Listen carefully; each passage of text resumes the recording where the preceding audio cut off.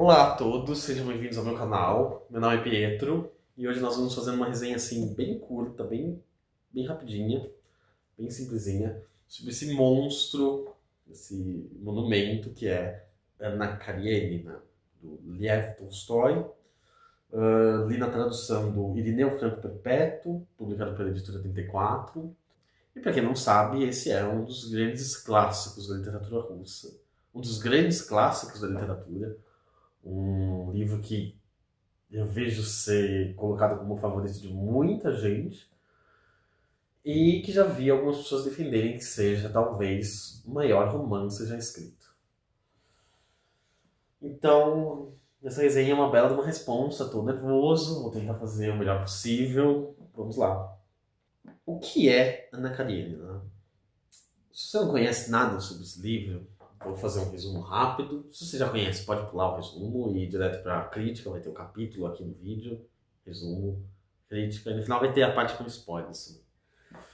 Bem, Anna Karenina é uma das protagonistas do livro. Ela não é a única protagonista. O livro não é centrado sobre ela. Eu acho que muita gente compra e se aproxima do livro com essa impressão e cai do cavalo quando percebe que é um livro, na verdade, sobre duas famílias, dois núcleos paralelos. O livro começa com uma frase que é uma das mais famosas da história da literatura, uma frase que foi repetida até a exaustão, talvez seja até mais famosa do que o próprio livro, que é a famosa, abre aspas, todas as famílias felizes são parecidas, cada família infeliz é infeliz a seu modo. Ponto. E esse é o parágrafo. Em seguida, depois dessa frase, dessa máxima, ele já entra direto na história e no drama de um casal, que é a Dolly e o Steven, que está num processo de crise. O Steven, ele é um galinha, ele é esse cara que, enfim, ele é bonachão, ele é divertido, mas ele trai a esposa, com todo mundo que ele pode. Só que ele estava traindo a esposa com ninguém mais, ninguém menos do que a própria governanta, a governanta francesa. E a mulher descobre e a casa vira um caos. Eles já têm 4 filhos, os filhos estão completamente perdidos, os funcionários estão uma fofoca, estão um caos. E tudo indica de que a Dolly vai querer encerrar a relação deles. Importante lembrar que o livro se passa na década de 70 do século XIX na Rússia. O livro se abre em Moscou, 1870, mais ou menos. Não tem uma indicação de data, mas imagina-se que seja contemporânea à própria redação do livro, né, que foi escrito entre 73 e 77. E essa não era uma época onde a mulher tinha direito de divorciar e casar de novo. Mas era possível, assim, ao menos um rompimento de uma relação. A casa desse casal tá um caos, tá tudo uma bagunça. Ninguém tá encontrando muito uma solução. O próprio Steven não parece, entendendo muito bem a gravidade da situação. Ele chama a irmã dele, que está em São Petersburgo, para ir até Moscou e para tentar ajudar as coisas. A irmã dele é a Anna, a famosa Anna Karenina. Mas, enfim, a gente acompanha nesse primeiro capítulo o dia desse protagonista, né, desse galinha, que é o Steven. E ao longo desse dia ele encontra algumas pessoas. Uma das pessoas que ele encontra é o Lievin, que é um amigo dele, que mora no campo, e que veio para Moscou porque ele tá de olho na cunhada do Steven, que é a irmã da Dolly, que é a Kitty, tipo de Hello Kitty mesmo. É a Kitty, uma garota nova, e ele tá sondando, e ele vai falar com o Steven, vai falar sobre isso. Todo mundo já sabe um pouco, né, que o Lievin era apaixonado por essa Kitty, só que tem um problema, e o Steven já dá estoque. A Kitty tá de olho num cara que é um cara bonitão, da idade dela, um pouco mais novo. Não sei se é da idade dela, mas ele é mais novo que o Lievin. E que a mãe da Kitty, né, gostou desse partido. O pai da Kitty não gostou tanto. Então o Steven já meio dá a deixa de que, ó, o pai da menina gosta mais de você do que desse moço. Porque esse moço, o Vronsky, ele é um dandy. Ele é um cara bonito, um cara da alta sociedade, ele é muito rico. E ele é um conde, mas ele tem algo, ele não transparece a ideia de ser uma pessoa muito confiável, assim, para você entregar a sua filha nova. De qualquer forma, o Lievin, que é o amigo do Steven, né, decide que ele vai fazer uma proposta, né, vai propor um casamento. vai se declarar pra Kitty e ver o que acontece.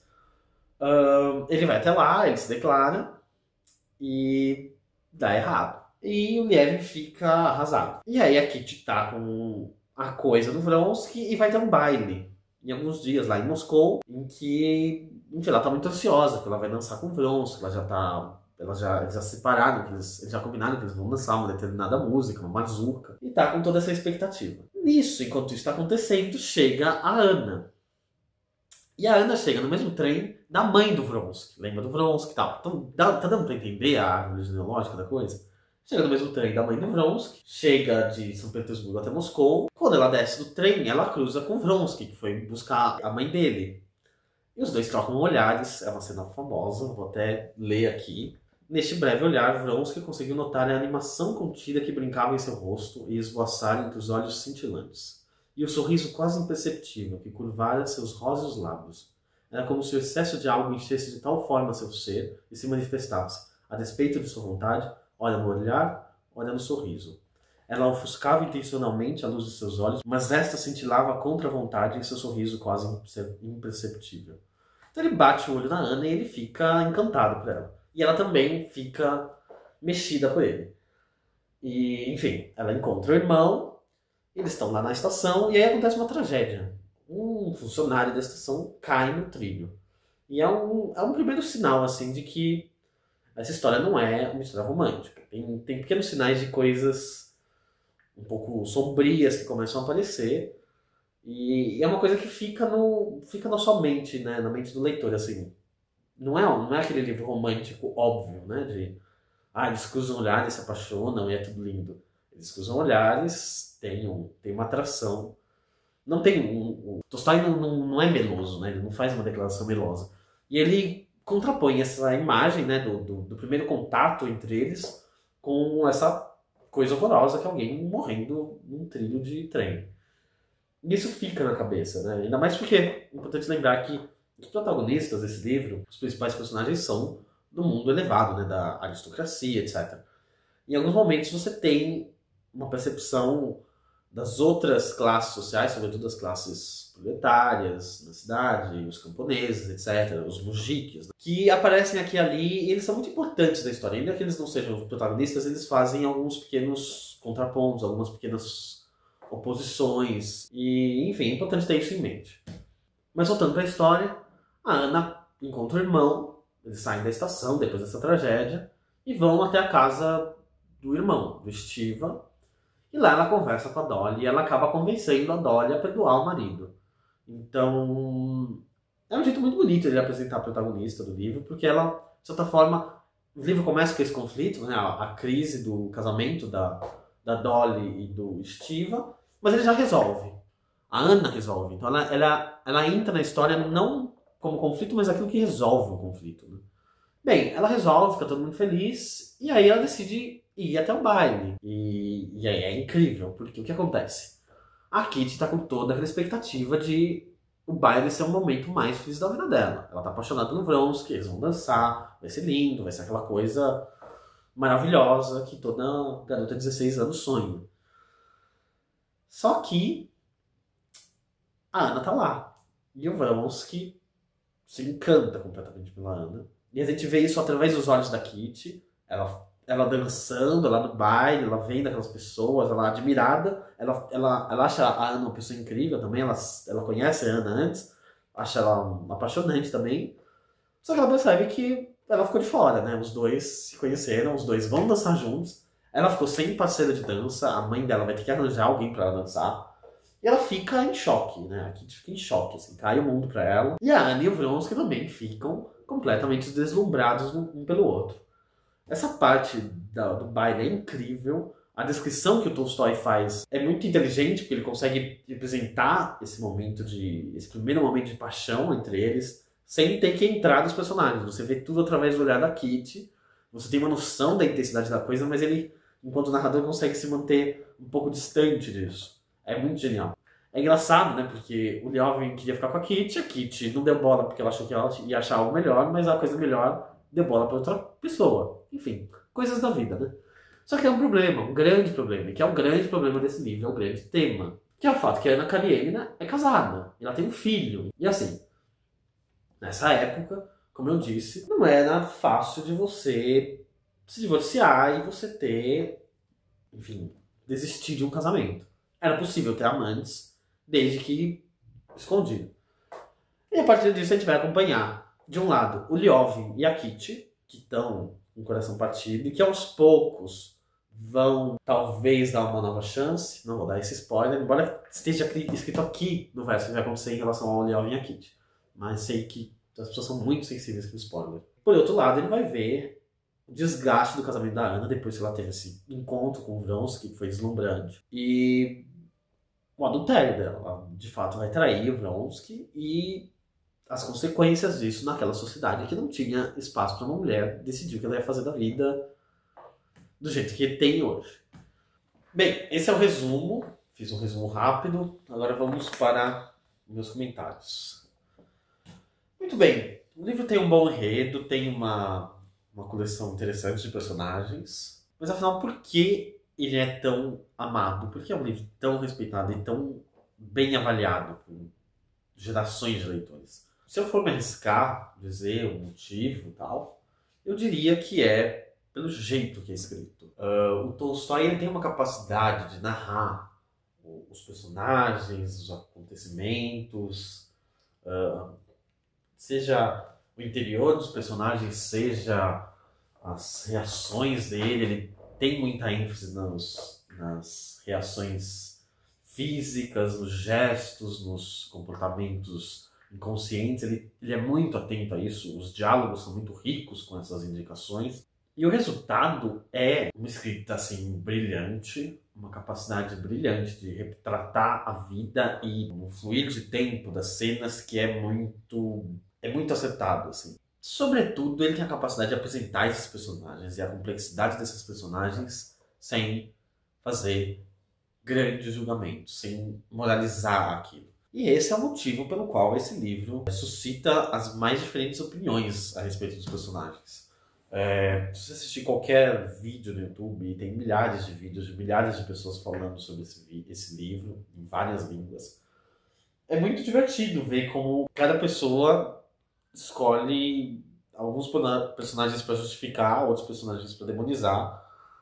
Enfim, e todo mundo discorda a respeito desses personagens, a respeito de quem tá certo e quem tá errado. Todos os personagens são tratados de um jeito muito humano. Importante não confundir e achar que tratados de um jeito humano é de um jeito que justifique eles. Não. A sensação que você tem lendo esse livro é que o Tolstói e o narrador estão muito afastados do que está acontecendo nos personagens. Eles estão olhando de longe. Eles não estão envolvidos naquela loucura e estão tomando partido. E isso é incrível. Isso é absolutamente incrível. Não é uma qualidade tão fácil quanto pode parecer. Hoje em dia, na nossa literatura atual, eu suspeito que isso tenha quase desaparecido. É difícil imaginar um livro contemporâneo que possa escrever sobre personagens tão diferentes e que estão num conflito tão grande, como é sobretudo o trio, né, amoroso do Vronsky, da Ana e do Alexei, de um jeito tão desprovido de um moralismo barato, sabe? E isso é absolutamente maravilhoso. E aí a diversão é ver cada um emitindo sua opinião sobre os personagens. Algumas pessoas acham a Ana um exemplo, uma feminista à-vanguarda. Tem gente que acha ela uma vaca. Tem gente que acha o Vronsky um cara lindo. Tem gente que acha ele um crápula. Tem gente que acha o Alexei um crápula, um monstro. Tem gente que acha o Alexei o cara certo da história. E o livro do Tolstói permite todas essas leituras. Isso tem seus limites, tem. E eu vou tentar colocar essas limitações um pouco mais pra frente, mas no geral, e isso que eu tô falando se aplica sobretudo à descrição da ação, dos gestos dos personagens. No esquema geral da coisa, não dá pra negar que a trajetória da Ana é concebida sobretudo como uma trajetória de alguém que pecou e que vai, de algum modo, pagar esses pecados. Mas, justamente pelas descrições dela, pelas descrições das ações dela serem tão cuidadosas e tão imparciais e revelarem o quanto é um ser humano extraordinário, você acaba tendo um efeito tão trágico, né, por esse processo em grande escala da queda do personagem, do sofrimento do personagem, que acaba sendo avassalador. Ok, isso eu tô falando sobre a escrita, mas, e aí, que o livro fica realmente muito divertido e muito complexo. Porque o Tolstói, ele, ao mesmo tempo que ele tinha esse dom da narração, e isso é um talento artístico, né? Isso é uma capacidade de contar uma história, de representar a realidade, né? É um realismo, né? Um naturalismo na escrita. Ao mesmo tempo que ele tinha esse talento, e era uma coisa que ele mesmo sabia que ele tinha, é impossível você não reparar e se surpreender com isso. Ao mesmo tempo que ele tem isso, ele tem também ideias morais muito definidas. E que começam a se definir na história dele como escritor, mais ou menos nessa época. Não são ideias morais, assim, absolutamente cretinas, não são ideias políticas, mas ele tem um mundo ideológico, assim, sobretudo no que diz respeito ao bem, a questões sobre religião, etc. E nesse livro, aos poucos, e um pouco num contraponto dessa fluidez, dessa torrente que é a narração do livro, ele vai, aos poucos, colocando, sobretudo no Lievin, né, que é esse personagem que, como eu disse, ele está num processo de reencontrar e ver se ele vai ficar com a Kitty, se ele vai se propor de novo. Nesse processo todo, é um processo da consciência dele, o Tolstói coloca muito no processo dele próprio como autor, que é esse processo de começar a buscar verdades mais profundas e sobretudo ligado à religião e ligado também ao contexto russo específico, né? A questão dos camponeses. É difícil de explicar, né? E é muito difícil de explicar porque o livro, ele não é uma obra pronta, e isso eu acho que é uma das coisas mais bonitas desse romance. Ele não é uma obra pronta que caiu do céu, alguém escreveu e pronto. Ele é um livro vivo. Você percebe que o Tolstói muda escrevendo esse livro. Que ele tem o processo de escrita do autor é quase ele próprio uma linha paralela ao dos personagens, sobretudo ao do Lievin, que é, de certa forma, um alter ego do Tolstói. Com uma exceção. O Lievin, no livro, não é escritor. Ele não tem essa veia artística. Então é como se o Tolstói, criando esse personagem do Lievin, tirasse essa potência da narração, da arte, para fora, colocasse esse processo pelo qual ele próprio estava passando de formação moral e ele isolasse isso e criasse esse personagem. Também é um personagem que acaba, por isso mesmo, suscitando diferentes reações. Aqui eles falam na introdução desse livro, ou no pós-fácil, uma carta da própria mulher do Tolstói, que ela achava o Lievin insuportável, né? Ela fala aqui. E Sofia Andreevna dizia ao marido, que era o Tolstói, brincando: Liovotka, acho que esse é o apelido do Tolstói. Você é Liovin, mas sem talento. Liovotka, você é Liovin, mas com talento. Liovin é um homem insuportável. Ao mesmo tempo, tem gente que ama o Liovin. E eu, particularmente, gostei dele bastante como personagem. Eu acho ele muito interessante. Mas tem essa complexidade adicional. E quando você vai ler sobre a história da escrita desse livro, eu li um texto bem interessante de um crítico russo importante, que é um Boris o quê? Azerbaijão. Boris, eu esqueci do sobrenome, tá? Vai estar escrito aqui.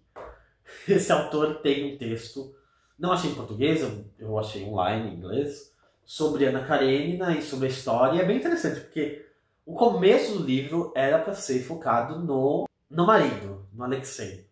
E a Ana ia ser uma mulher perdida, etc.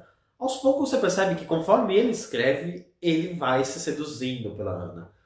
Tem um momento, mais no final do livro, que o Liovin conhece a Ana. Por boa parte do livro, essas tramas paralelas de Kitty Liovin e Ana e Vronsky são separadas. Mas tem um momento que o Liovin conhece a Ana. Um momento bem específico.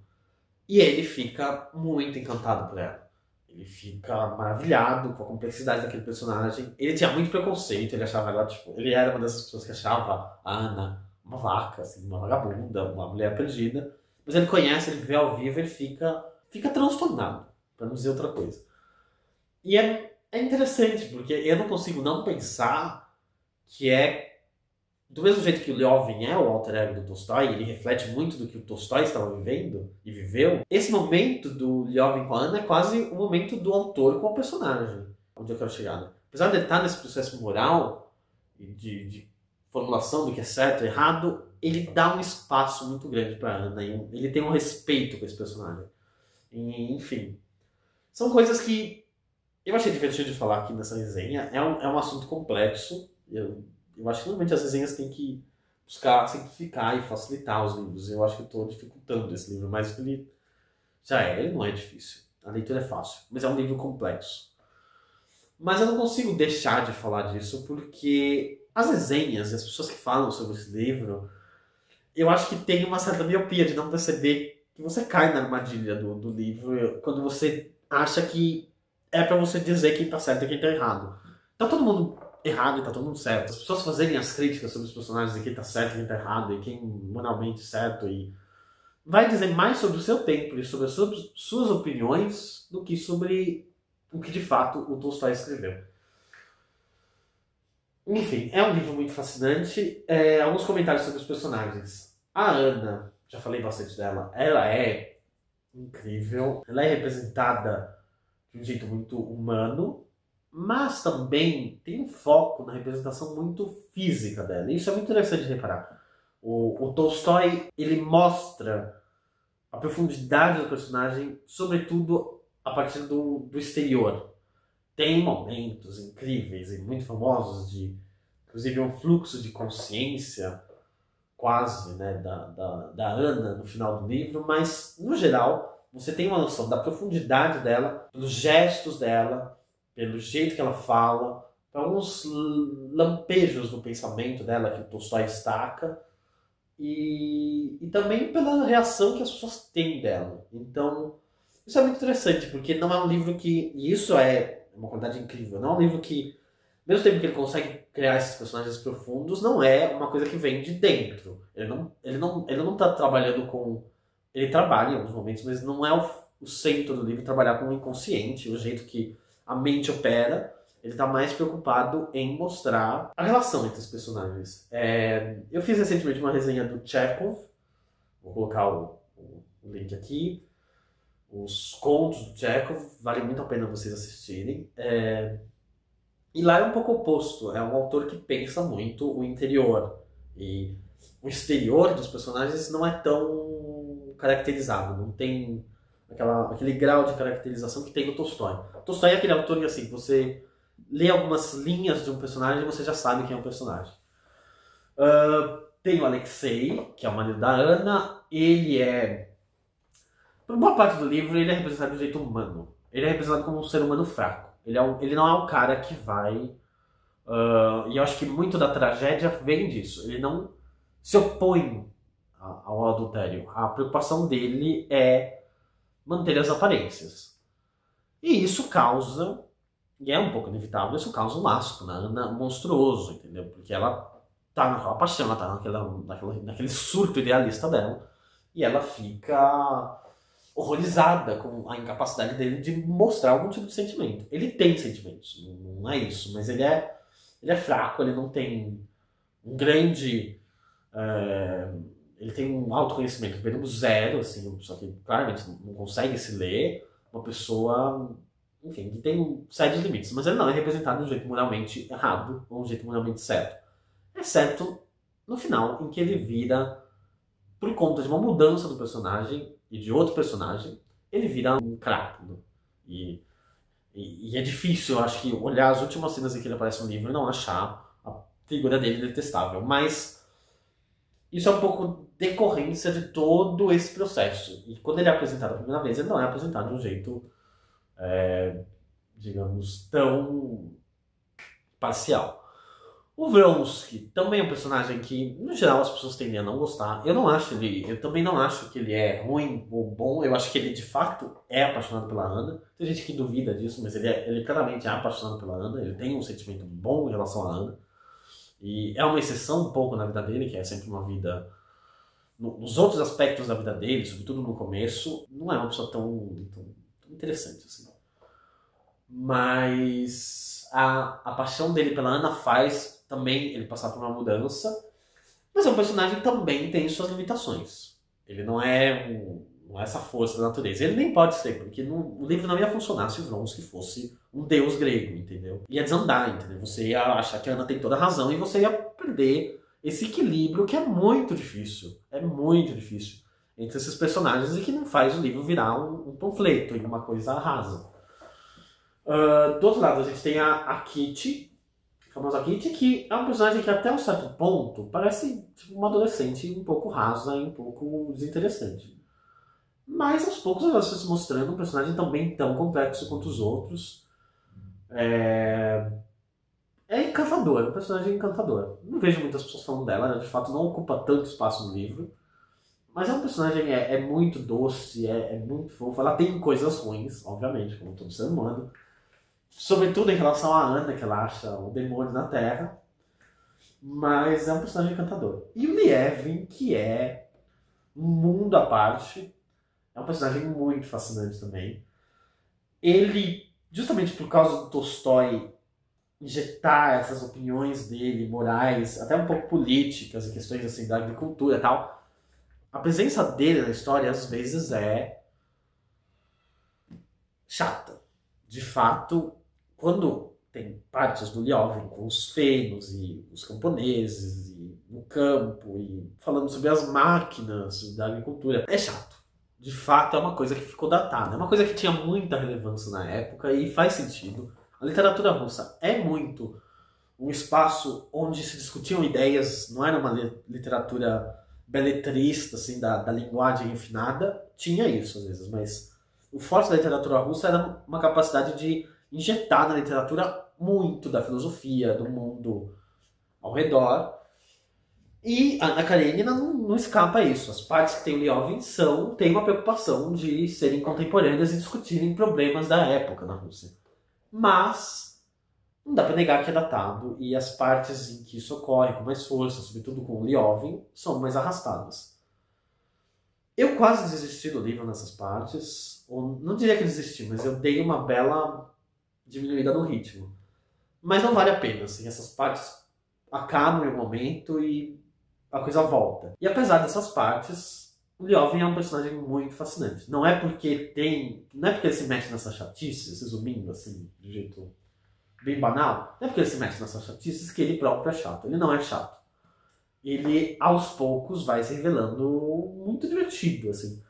Eu acho que a melhor definição, ele é um ser humano sem nenhuma malícia. Ele não tem nenhuma malícia, ele não tem nenhum jogo de cintura. Ele é a pessoa mais, sabe, do mundo, mas é uma pessoa boa, uma pessoa muito altruísta. E ele, enfim, é divertido a falta de noção dele, sobretudo quando o assunto é política e quando o assunto são coisas que ele não consegue se identificar. Quando isso acontece, ele é a pessoa mais sem noção do mundo. Chega a ser muito engraçado de quão sem noção ele é, mas sem ser de um jeito caricato. E, enfim, é um tipo de personagem que jamais poderia viver no Brasil, né? Não tem uma criatura dessa sobreviver no Brasil, assim. Precisaria de muito mais malícia pra, enfim, conseguir atravessar uma rua no Rio de Janeiro. E ele não tem isso, e por isso ele é fascinante. E ele é isso, ele é sem noção, ele faz umas coisas e você fala, não é possível que ele está fazendo isso. E é divertido, ele é quase um alívio cômico no livro. Só perde pro Stiva, né, o famoso marido da Dolly.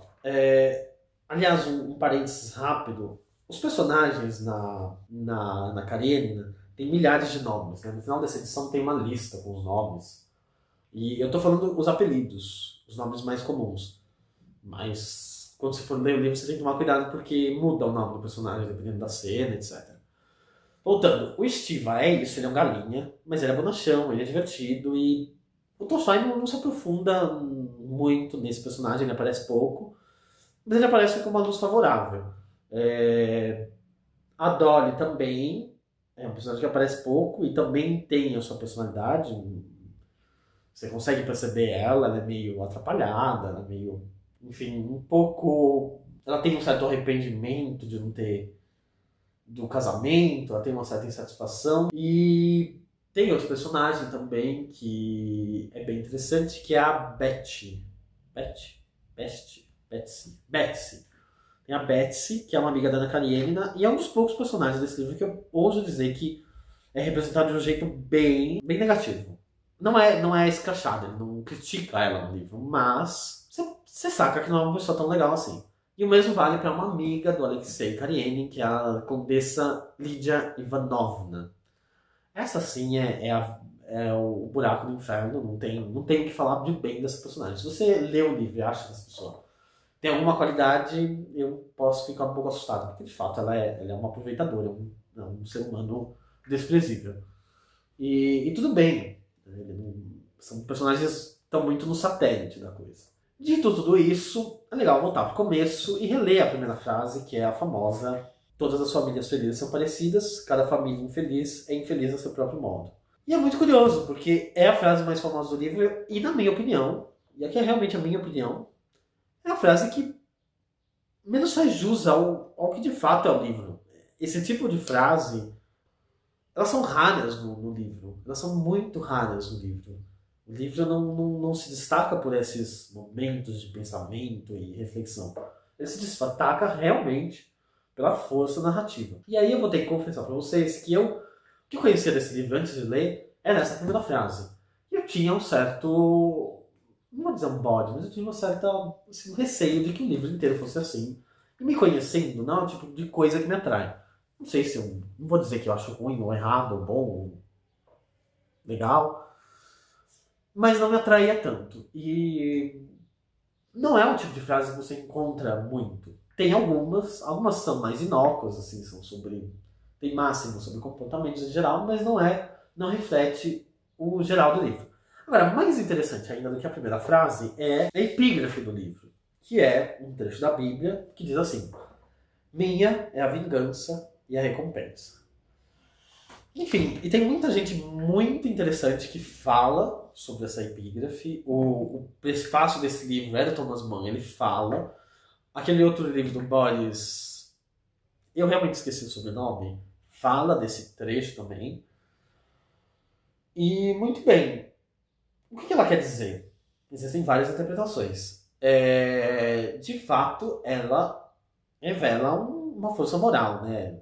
É um trecho do Velho Testamento. E ela pode ser interpretada de diferentes formas. De certa forma, ela é a interpretação de que há vingança. A sociedade se vinga. A Ana, mini spoiler, ela vai sofrer as consequências das ações dela. Ok, é simples. Por outro lado, se você colocar ênfase no minha é a vingança, e esse minha aqui é a voz divina falando, é Deus falando, a vingança é minha, não é sua.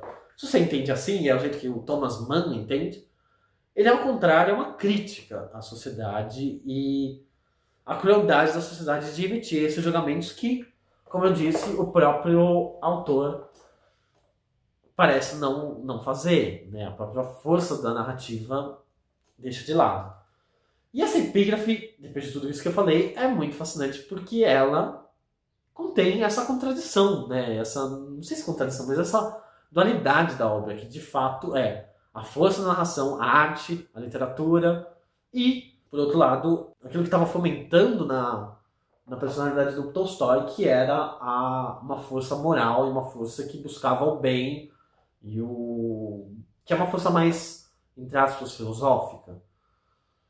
E o livro trabalha nessa dualidade. Por isso eu acho que é um livro tão maravilhoso. Bem, isso é o que eu consegui fazer de crítica sem falar spoilers. Agora o vídeo continua com spoilers. Vocês estão sendo avisados que a partir de agora eu vou revelar tudo o que acontece. E não necessariamente na ordem que acontece. Tá? E se você já leu o livro, ou se você não liga para os spoilers, você quer saber como é o livro e... enfim, continue assistindo porque vai ser legal. Não vou só contar a história, eu vou fazer mais algumas análises do livro. Muito bem, vamos aos spoilers então. Desculpa ter mudado o ângulo do vídeo, a animação não estava muito boa, já tô no fim do dia aqui. Espero que ninguém com toque se incomode. Muito bem, Onde a gente tinha parado no resumo? Ana tinha voltado para São Petersburgo para reencontrar o marido, etc. E o Vronsky foi atrás dela, com o intuito de fazer rolar o negócio, né? De atacar a coitada da Ana Karenina, que, como sabemos, já estava mexida por ele. Chegando em São Petersburgo, a Ana, que estava louca para reencontrar o filho, o marido, vê o marido na estação de trem e o Tolstói comenta assim, que é uma parte muito divertida. Em Petersburgo, assim que o trem parou e ela saiu, o primeiro rosto em que prestou atenção foi o do marido. Ah, meu Deus, como ele foi ficar com as orelhas assim? Pensou. A verdade é, se você já passou por esse processo assim de começar a desgostar de alguém, você entende que você tem esse momento de bater o olho naquela pessoa e alguma coisa não clica mais, né? E é genial, né? O Tolstói, você fica pensando, né? Aquele homem, o Tolstói, como é que ele foi se colocar na cabeça da Ana e conseguir perceber algo que é tão natural assim? Enfim, é quase divino, né? A capacidade, como eu disse, narrativa. E é uma capacidade narrativa que é quase sem esforço, parece que flui naturalmente. É o oposto do Flaubert, que também tem essa capacidade de escrever uma prosa sem emitir julgamentos, mas no caso do Flaubert é uma coisa que nasce de um esforço colossal de redação. No caso do Tolstói parece que não, parece que ele simplesmente tem algum poder divino que permite ele a perceber isso. E eu acho incrível essa coisa da orelha, porque de fato é muito verdade, é uma coisa muito real. E é uma coisa muito interessante quando você vê as resenhas, muita gente perde o gosto pela Ana com essa parte, né? Como assim ela. Que pessoa ridícula. E eu acho que também as pessoas estão um pouco acostumadas com o filme da Ana Karenina, em que o marido da Ana Karenina é interpretado pelo Jude Law, né? Que é um ator muito bonito e que muita gente acha muito bonito. E eu acho que as pessoas têm isso na mente, né? Mas no livro diz que o Alexei, o marido da Ana, é 20 anos mais velho do que a Ana. Então, não é essa coisa toda que vocês imaginam. Mas enfim, ela chega em São Petersburgo, o Vronsky vai atrás dela, vai tentando seduzir ela aos poucos, não demora muito, ele de fato consegue seduzir ela e eles consumam, né? O amor, né? E essa parte é incrível, né? A parte que o Tolstói descreve esse momento de consumação, de realização do adultério. E que é um dos poucos momentos em que você de fato percebe que ele estava julgando, né? Que ele começou o livro um pouco com o intuito de representar uma mulher perdida, né? Porque ele descreve assim, a- o momento em que o Vronsky transa com a Ana Karenina. Já ele sentiu que devia sentir o assassino ao contemplar o corpo que privara de vida. Esse corpo que privara de vida era seu amor, o primeiro estágio do seu amor. Havia algo de horrível e repugnante na lembrança do que fora comprado ao preço daquela vergonha horrível. A vergonha da nudez espiritual esmagava e contaminava-o. Porém, apesar de todo o horror do assassino diante do corpo do assassinato, há que se cortar os pedaços, ocultar o corpo, desfrutar do que o assassinato proporcionou ao assassino. Exasperado como que apaixonado, o assassino se lança sobre esse corpo, arrasta-o e corta-o. Dessa forma, ele cobriu de beijos seu rosto e ombros. E eu deixei para falar isso agora, depois da parte dos spoilers, porque eu vou ter que falar que essa passagem, esse parágrafo, eles são muito interessantes porque eles têm um espelho exato com o que vai acontecer depois, que é a Ana Karenina vai se matar e ela vai se jogar no trem. E o corpo dela vai ficar desconfigurado, né? Vai ficar mutilado. E no final do livro, bem no final, quando a última vez que aparece o Vronsky, ele perdeu a Ana, ele está arrasado, tem um parágrafo bem parecido e que é o espelho desse parágrafo, né? Que é o famoso: de repente lembrou-se dela, ou seja, do que ainda restava dela quando ele, como louco, entrou correndo na caserna da estação ferroviária. Na mesa da caserna, desavergonhadamente distendida entre estranhos, o corpo ensanguentado, ainda cheio da vida recente. Vou cortar um trecho. A boca rubra entreaberta, uma expressão hirta, estranha e penosa nos lábios, e terrível nos olhos abertos e fixos, como que proferindo aquelas palavras terríveis, que ele se arrependeria, que ela dissera em sua briga. E, enfim, esse parágrafo, né, voltando, em que eles consumam o ato, é já um desses sinais que Tolstói dá do destino e da fatalidade, da total impossibilidade daquele amor ter uma resolução boa. Enquanto isso, o texto volta para o Lioven, que foi para o campo e está, enfim, como eu tinha dito anteriormente, está naquela crise e está tentando reencontrar um sentido para a vida. Essa parte é, como eu disse, muito chata, parece um pouco o Globo Rural, assim, é meio tal. Mas ela mostra um processo em operação na mente do Lioven, uma mudança do personagem que é bem interessante, tendo em vista todo o contexto do próprio Tolstói. Enquanto isso, a Kitty também estava super doente, porque ela levou o Foz do Vronsky, está arrasada, ela vai para o exterior. Ela conhece meio uma mulher santa, que parece ser muito boa, e que ela admira muito, mas ela acaba tendo uma decepção com essa mulher, e isso também é um pouco um aprendizado. Então, resumindo muito, enquanto a Ana está naquele momento de estar assumindo o adultério e está num processo que claramente já está demonstrando que vai terminar muito mal, a situação do Lioven e da Kitty é quase de um processo de formação, né? De um romance de formação. Eles estão se reconstruindo enquanto personagens e de um modo que vai combinar na junção dos dois. Isso é muito bonito, né? Apesar isso é um pouco chato a parte do Globo Rural, etc.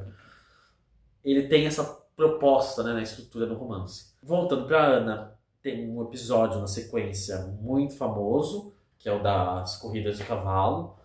O Vronsky corre, né? Ele é sei lá, um corredor, um jockey, né? Ainda que aristocrático, não um jockey. E ele participa de uma competição importante que ia ter de cavalos. E ele já está tendo um caso com a Ana já está num estado que está todo mundo falando que ela está tendo um caso com o Vronsky, mas ainda não é uma coisa assumida. Mas todo mundo já percebeu. O Alexei já está desconfiado, mas ele tem a esperança de que aquilo não é verdade. E vai todo mundo para assistir a corrida, entre os quais está o Vronsky. A Ana já está muito nervosa porque ela descobre que está grávida nessa ocasião. Ela já está assim, em um estado de nervos fora do comum. E durante a competição ela já deixa óbvio e todo mundo começa a perceber que de fato ela está apaixonada pelo Vronsky, porque morre gente, outros jockeys caem, etc. Ela tá nem aí. E aí tem uma passagem maravilhosa, que é o momento em que o Vronsky cai do cavalo. E o livro separa, né, a parte em que o Vronsky cai do cavalo e descreve a reação dele, e depois ele descreve a reação da Ana, que é ela surta completamente, ela começa a berrar, o Alexei tenta, na medida do possível, disfarçar aquilo, mas não consegue.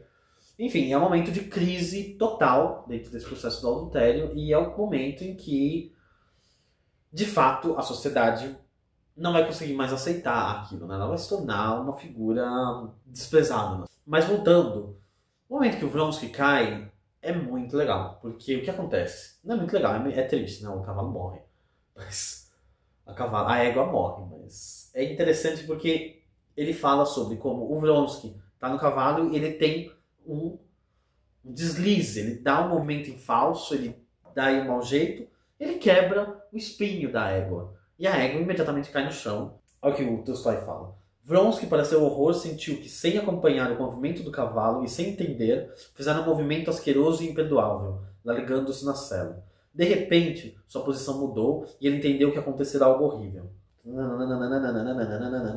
Sentia-se infeliz. Pela primeira vez na vida, sentia a infelicidade mais dura, uma infelicidade irrevogável da qual ele mesmo era o culpado.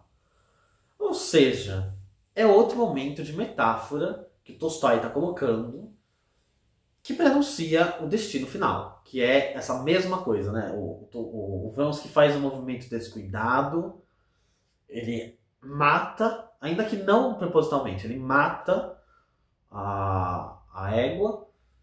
E é muito triste essa parte, porque a égua olha para ele desesperada, não consegue entender. É claramente um espelho do que vai acontecer no futuro e o que a gente vai ver que está acontecendo ao mesmo tempo com a Ana. No momento em que ele está caindo, ele está quebrando a imagem dela e ele está selando o destino dela enquanto uma mulher perdida, uma mulher desprezível aos olhos da sociedade.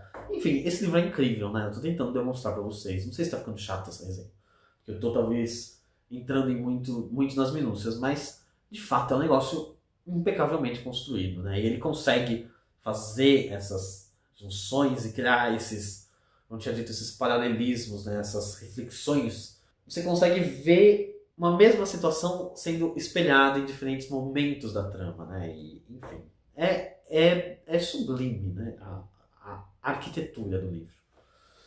Bem, a partir daí a Ana conta pro Alexei, ela não consegue esconder, ela na volta para casa conta para ele na carruagem.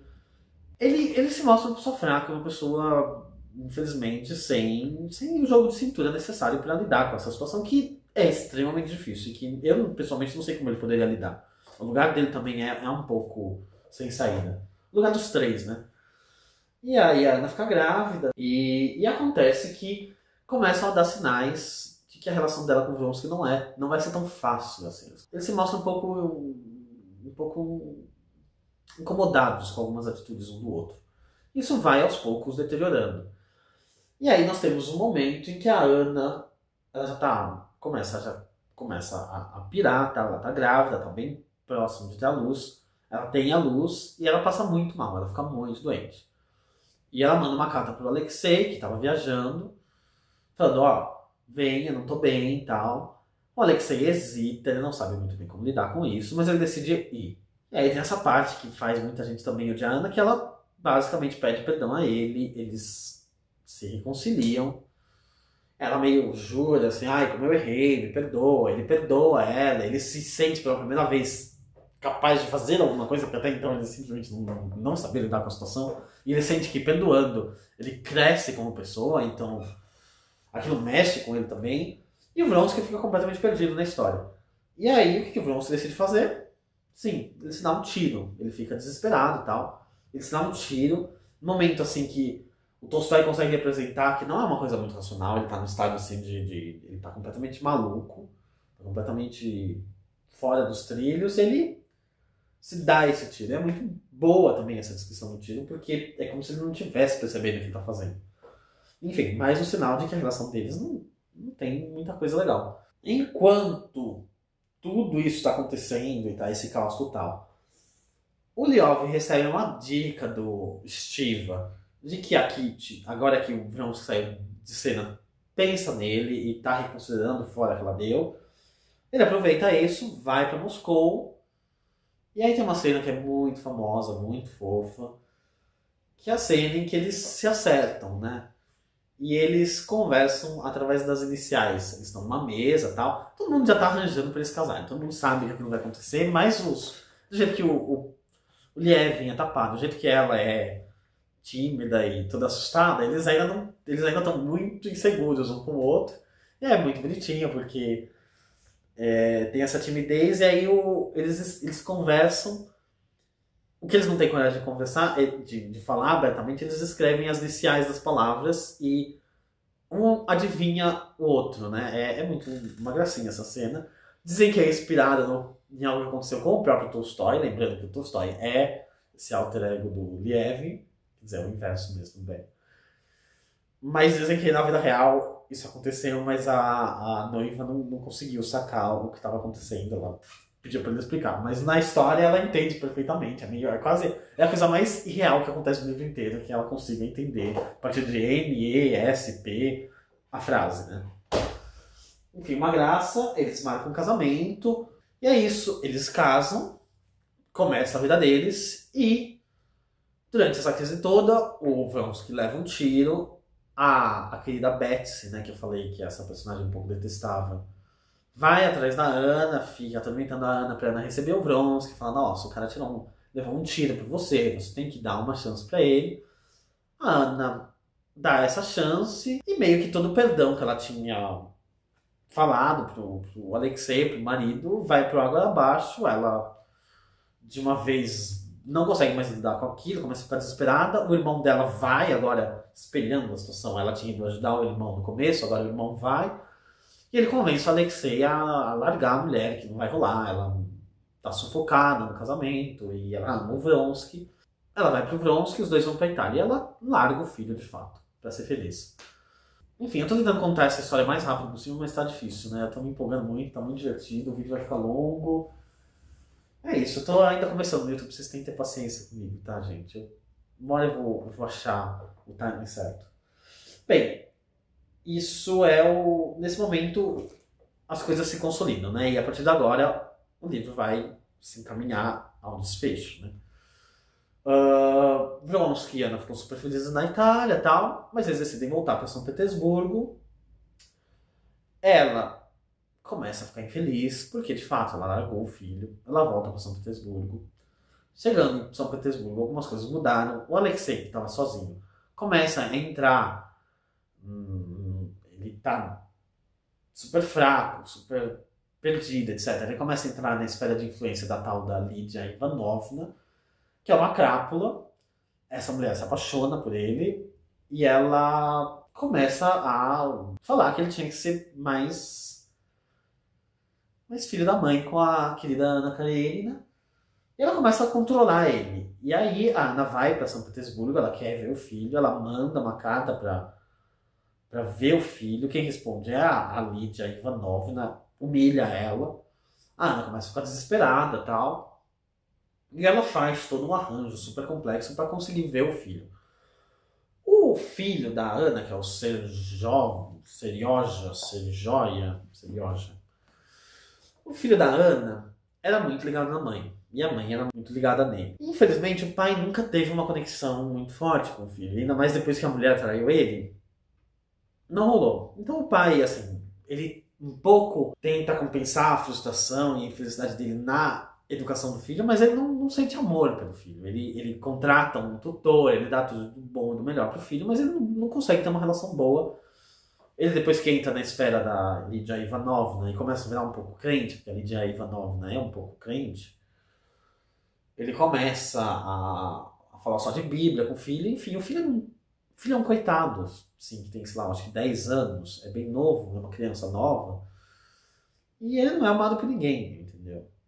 E ele sonha em ver a mãe. É muito triste, ele sonha em ver a mãe, ele não entende o que aconteceu com a mãe, ninguém explica pra ele o que aconteceu com a mãe, é uma arraso essa parte. E aí tem o aniversário dele, ele pede no aniversário dele pra ver a mãe. E a mãe, ao mesmo tempo, consegue, assim, ela suborna o porteiro, ela dá um jeito de passar pelo porteiro e tal. E ela entra na casa e ela acorda ele no aniversário, ele fica deslumbrado e tal, tipo, vê que a mãe tá viva, fica encantado. Enfim, é muito triste essa parte, né? Eu acho que você tem que ser... Tem muita gente que odeia a Anna Karenina, né? E acha ela, tem isso, mulher devassa e tal. Mas eu acho que é muito difícil você ler essa parte e não ficar mexido, porque é muito triste. Nem só pela mãe. Pela mãe é muito triste, né? Ela tomou ela fez uma decisão terrível e que, enfim, hoje em dia a gente pode olhar isso com maus olhos, porque hoje em dia as pessoas podem se divorciar e não precisam abrir mão dos filhos, né? Mas naquela época, ela, naquela situação que ela estava, enfim, ela tinha escolha, claro que ela tinha escolha, ela podia ficar com o Alexei, ser infeliz, mas ela escolheu, enfim, né? Não dá pra julgar, né? Como eu tinha dito. E aí tem essa parte em que ela vai visitar ele, é muito triste, porque ela não consegue ficar muito. O pai tá chegando, ela não quer encontrar o pai do menino, por motivos óbvios. E aí é muito triste, entendeu? Porque o menino fala assim, melhor do que você não existe pra mãe. E é isso, ele vê a mãe e ela não consegue ficar muito tempo, ela leva os presentes, ela não consegue dar pra ele. E aí ela vai embora, né? Ela não vê mais o filho. E é muito triste, né? Gente, é muito triste isso. Uma das coisas mais tristes que eu já li. Enquanto isso, o Vronsky volta para São Petersburgo também. E o que acontece? E eu acho que é aí que tá a grande raiz da tragédia do livro, é que a sociedade é imperdoável, é implacável com a Ana. Ninguém quer saber da Ana, ela virou uma mulher perdida. Mas o Vronsky, ele não era casado, ele não era uma mulher, então tudo bem, ele continua tendo o mesmo lugar social que ele tinha antes. A Ana não, tanto que tem um episódio famoso do teatro, em que ela tenta ir no teatro, ver uma cantora de ópera, e humilha uma mulher lá. E ela fica passada, né? E, de fato, isso cria uma cisão entre ela e Vronsky que é, assim, intransponível, né?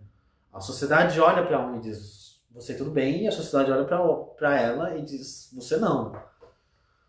E eu acho que é aí que está a raiz do grande drama da coisa e o que faz a relação deles começar a implodir. É bem interessante também a descrição que o Tolstói faz desse processo pelo qual o Vronsky começa a voltar a participar da sociedade, que ele fala assim: é possível ficar algumas horas seguidas sentado, com as pernas encolhidas, na mesma posição, quando você sabe que ninguém vai impedi-lo de mudar de posição. Porém, quando a pessoa sabe que tem de ficar sentada assim, de pernas encolhidas, daí começam as câimbras, as pernas começam a se contorcer e se mover na direção em que gostaria de esticá-las. Vronsky experimentava a mesma coisa com relação à sociedade. Que isso, não é como se ele precisasse disso, mas ele percebe que ele pode se mexer. Ele tá tentando, porque ele tá tentando manter essa vida parada, mas ele pode. A Ana tenta fazer isso, ela não consegue. E daí você cria uma situação de total desigualdade entre eles, né? E, enfim, já tá plantada a semente da catástrofe. Enquanto isso, Ljóvin tá casado com a Kitty. Bem no começo da relação deles, acontece uma coisa muito triste, que o irmão do Ljóvin fica muito doente e morre.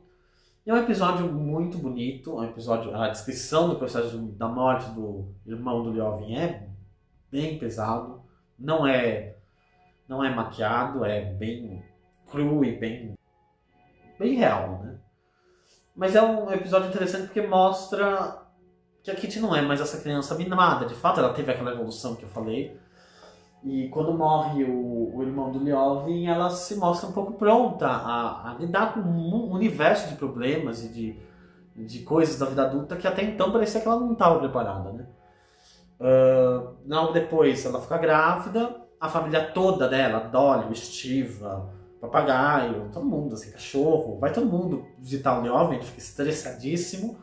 Inclusive, o Stiva leva um cara que é meio tipo um Vronsky da vida, um conquistador, etc. Que vai lá e começa a dar um pouquinho em cima da Kitty. O Ljóvin fica passado, fica nervosíssimo, ele não tem nenhum jogo de cintura, ele não sabe muito bem o que fazer. Eles caçam juntos. Enfim, é uma parte legal e você realmente vê essa característica do Ljóvin assim, de não ter nenhum jogo de cintura, de não ser esse cara travado, esse cara, enfim, divertidíssimo.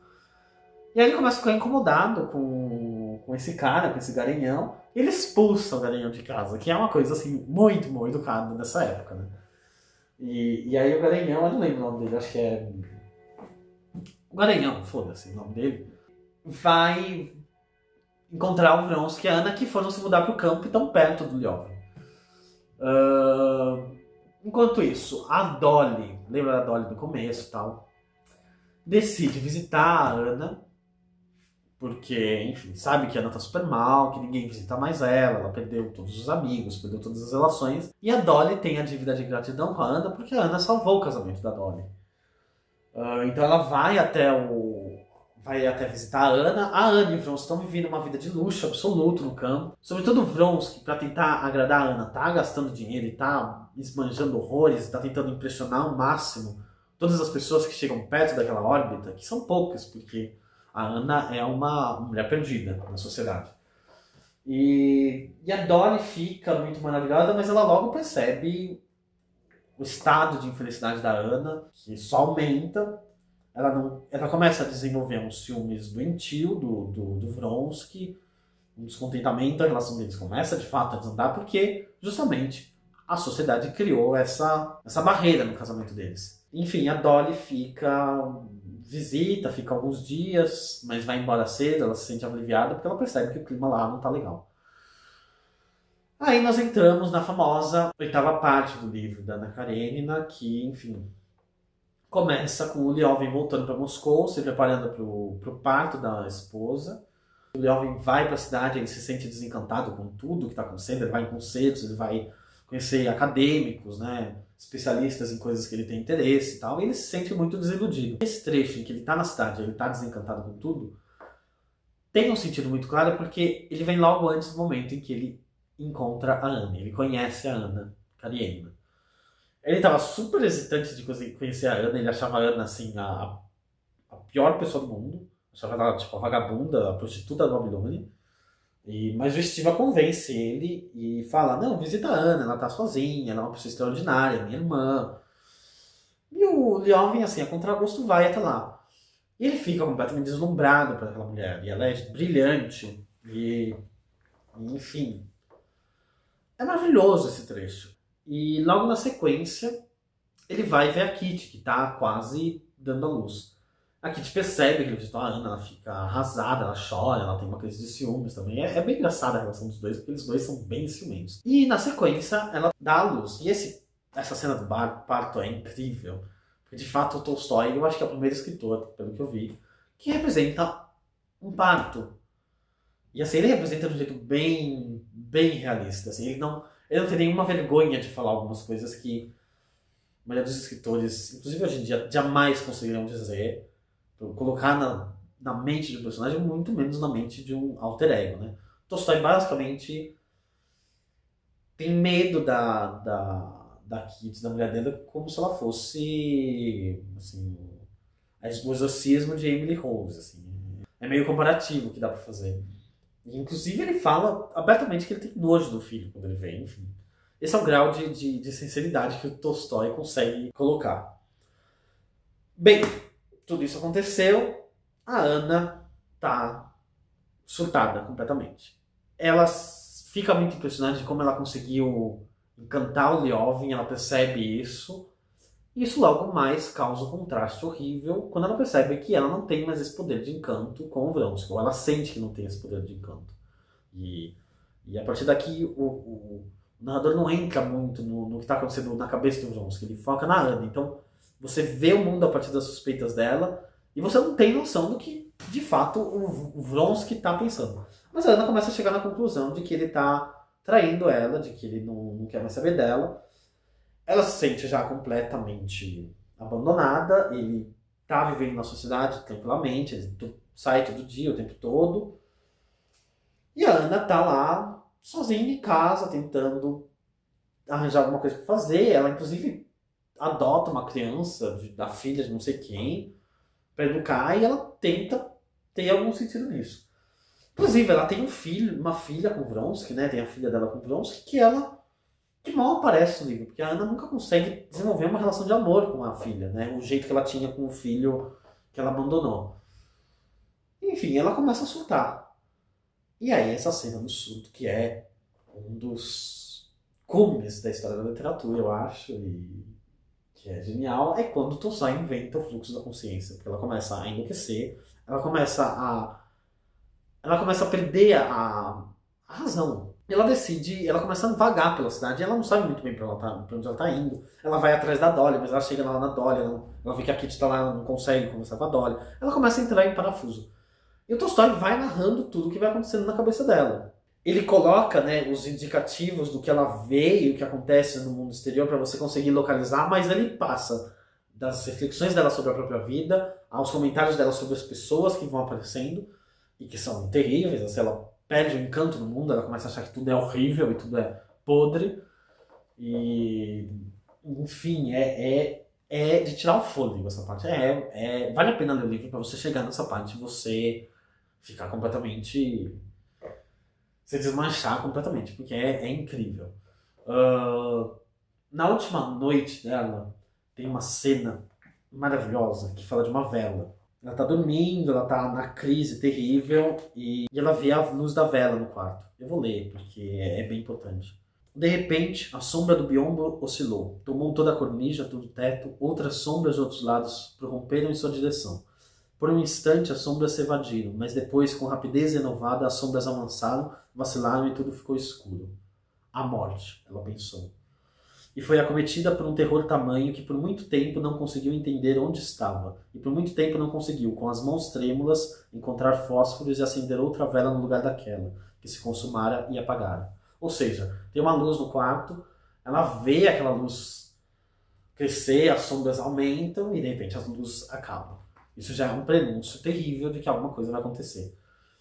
E é muito importante isso, porque aqui o Tolstói está preparando a metáfora que ele vai sempre pontuar e que vai concluir o final da vida da Ana. O que acontece? A Ana começa a entrar em parafuso, ela começa a fazer aquela coisa que a gente faz, assim, de... tá, se o Vronsky fizer isso, quer dizer que ele não me ama, então. Mas eu preciso ver se ele vai fazer isso. E ela começa a fazer essas apostas com ela mesma. E ela perde, o Vronsky, sei lá, não chega no horário que ela quer, e ela enlouquece, né? Ela vai até a estação de trem, ela não vai com o propósito de se matar, mas ela vai até a estação de trem, ela pega o trem, eu não sei pra onde ela vai, ela tá completamente desparafusada, e aí ela recebe um bilhete dele, dizendo que ele não vai voltar no determinado horário, ela surta, ela vai até o trem, ela se joga. E aí, na cena que ela se joga, ela cai, ela morre, e o Tolstói termina o capítulo assim. E a vela, sobre cuja luz ela tinha lido aquele livro repleto de aflições, enganos, pesares e mal, ardeu com mais intensidade que nunca, iluminando tudo que antes estava nas trevas. Depois crepitou, começou a se apagar e se extinguiu para sempre.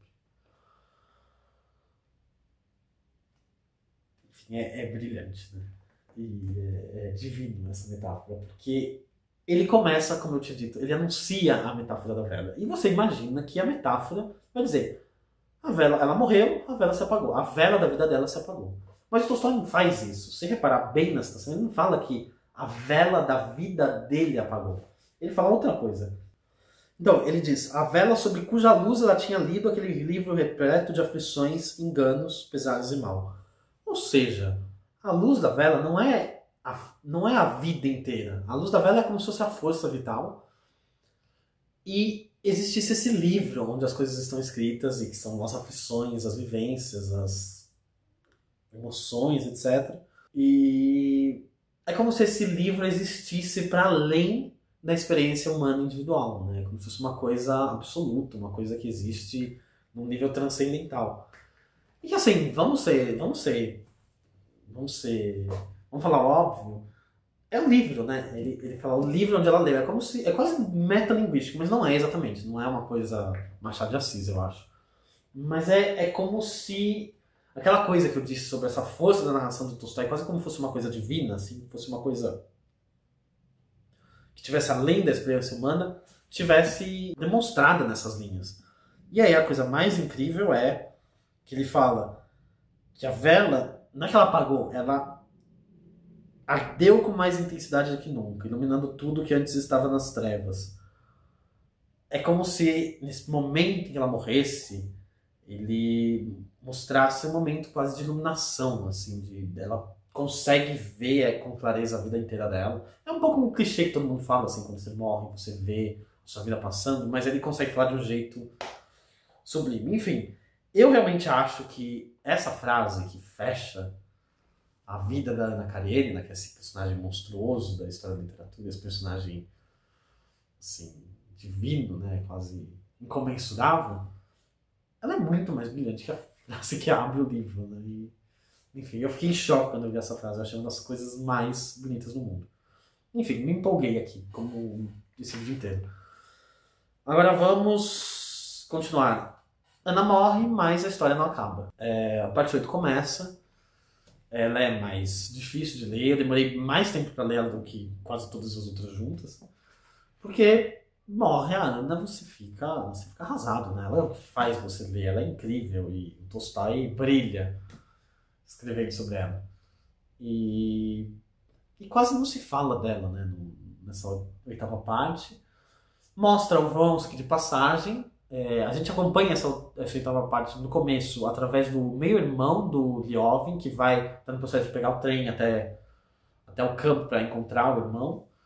Ele, no caminho, vê o Vronsky está arrasado, assim, a vida dele realmente acabou, ele está quase suicida. Ele vai para uma guerra, que não é exatamente uma guerra assim, do Estado, é meio uma guerra voluntária, assim, sabe? Pessoal que vai para Israel combater matar gente na faixa de Gaza, uma coisa mais ou menos parecida. Mas eu acho que não é um caso, não é uma coisa tão criativa assim. E aí ele vai lá, ele tá perdido, ele não sabe o que fazer da vida, ele tá indo quase como um suicida. A Ana realmente acabou com ele, é muito triste, ele fala que ele viu o corpo da Ana e é aquilo que ele lembra, né? Ver o corpo dela e perceber que aquela foi uma vingança dela, né? Ela queria se vingar dele, queria fazer ele ter a culpa. Enfim, é terrível, né, esse final, porque, como eu disse, a sociedade possibilita, né, uma relação decente entre os dois, né? Porque cria essa injustiça e ela, por si só, vinga dele, né? Então, normalmente a gente volta para a epígrafe, né? A minha é a vingança. É complicado essa epígrafe, porque tem a vingança da sociedade, que claramente o Tolstói não vê com bons olhos. Tem a vingança da Ana também. Enfim, um livro complexo. A filha vai ficar com o Alexei, que inclusive eu esqueci de falar. Tem uma cena, logo antes da Ana se matar, em que o Stiva vai até São Petersburgo falar com o Alexei e tentar convencer o Alexei a dar o divórcio. Ele tinha se oferecido a dar o divórcio, mas depois de um tempo ele se recusa. E o divórcio facilitaria a vida deles, mas tá claro que não ia resolver, mas ia facilitar um pouco a vida do Vronsky e da Ana. Só que o Alexei tá na esfera de influência da Lídia Ivanovna, e enfim, ele basicamente vira um crente, assim, desses crentes assustadores, assim, uma pessoa assim, com um senso de moral de certo e errado, assim, totalmente intransigente. E aí tem uma cena que é quase cômica, assim, que o Stiva vai tentar conversar com eles, e eles estão com um médium francês, e, enfim, uma cena bizarra. E você sente muito ódio, né, deles, eu acho que é inevitável. Mas voltando, o Vronsky vai pra guerra, o irmão do Lyovin vai visitar o irmão, aí nós vamos focar no Lyovin, e esse final do livro é o processo em que o Lyovin vai se encontrar espiritualmente. No primeiro momento ele fala sobre como ele está sem crença em nada, ele está em crise de fé, ele teve um filho, está feliz pela esposa, mas ele sente que falta algo, ele precisa acreditar em alguma coisa. Fala que ele inclusive cogita se matar. Eu acho que isso é bem interessante, porque no fim, Lyovin e a Ana são personagens paralelos, né? Eles não têm uma história de amor juntos, mas eles têm um processo parecido, só que um é totalmente trágico, enquanto que o outro é de reconstrução. Mas os dois têm uma sensibilidade muito parecida. Inclusive aquela parte que eu falo no começo da 7ª parte do livro, em que o Lyovin está na cidade e ele, antes de encontrar a Ana, está em descrença em relação a tudo, ela é espelhada nessa mesma parte, no final, pelo momento em que a Ana está andando pela cidade, ela está vendo as pessoas, ela também está desencantada e está perdida em relação ao mundo, né? Então são personagens que têm um reflexo, ainda que o final do Lyovin seja mais edificante. E aí ele tá nessa crise e tal, e aí o Mujik, lembra que eu tinha dito, né, antes de fazer a parte com spoilers, que o Mujik dá a dica que falta, e o Mujik fala sobre um outro camponês, outro Mujik, e fala que aquele é um homem bom, que vive para Deus. E isso, não sei como, né, o Tolstói até faz você vivenciar isso, mas isso faz uma faísca na mente do Lyovin e ele percebe que existe um bem, existe um Deus, não vinculado necessariamente a uma religião, mas existe um sentido de bem. E que existe uma busca por isso. Não necessariamente é um encontro transcendental, mas que existe esse esforço. E o livro termina com ele reconciliado com o mundo, feliz, e enfim. E a última frase é: vou continuar me zangando com o Kocherivan, vou continuar discutindo, vou manifestar minhas ideias inoportunamente, vai continuar a existir uma parede entre o mais sagrado da minha alma e os outros, inclusive minha esposa, vou continuar acusando-a por seu medo e me arrependendo disso, vou continuar não entendendo racionalmente por que rezo e vou rezar, mas agora a minha vida, toda a minha vida, independentemente do que possa me acontecer, cada minuto dela não apenas não é absurdo, exemplo de antes, como possui um sentido indubitável do bem, que tem o poder de incutir nela. E assim termina o livro. Felizes? Eu não estou, porque eu acho que essa resenha realmente ficou insuportável e que ninguém vai conseguir assistir até o final. Mas é isso, gente. É isso, o livro é maravilhoso. Rapidinho, gostei bastante da tradução. No começo eu achava estranho, assim, porque tinha muitas repetições e tinha uns traços de estilo que eu achava esquisitos, mas depois eu percebi que é uma coisa que parece que vem do Tolstói. Ele não parece ligar muito para a repetição de palavras, inclusive ele usa muito isso. Tipo de coisa assim que a gente aprende nas aulas de redação nunca fazer, mas que grandes escritores normalmente fazem e tá tudo bem. Tem um pós-fácil legal, tem lista de personagens. E tem um prefácio muito bom do Thomas Mann, que é outro escritor incrível e que é muito bom. Inclusive, muito do que eu cheguei em conclusão a respeito desse livro veio do prefácio. Também li outras leituras. Eu li o livro do Boris Eikeman, eu lembrei o nome dele agora, tá? É Boris Eikeman. Não li inteiro, mas li alguns trechos, li online. Li também um pouco do que o Nabokov fala. E li alguns textos que eu vou deixar na descrição. Só para fechar mesmo, tem algumas erratas que, se alguém da Editora 34 um dia assistir esse vídeo, pode anotar.